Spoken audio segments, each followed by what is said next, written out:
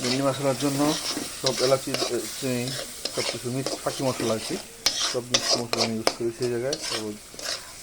মাংসের যে মশলাগুলো আছে সব মশলা ইউজ করা হয়েছে এই জায়গায়, একটু অল্প অল্প করে। তার সাথে পেঁয়াজটা একটু একটু মানে বা ইয়াতে রাখতে হবে, একটু বড়ো বড়ো পেঁয়াজটা একটু বড়ো বড়ো রাখলে পেঁয়াজটা মুখে লাগে আর কি, এতটা না বাজলে চলে পেঁয়াজটা। তারপর আপনার ভাজা যেই ইয়েগুলা ভেন্ডি রাখছিলাম ওই ভেন্ডিগুলো এই দিকে দিয়ে দিতে হবে, দিয়ে ভালোভাবে কষায় নিতে হবে।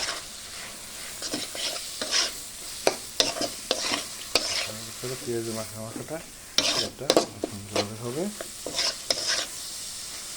এরপরে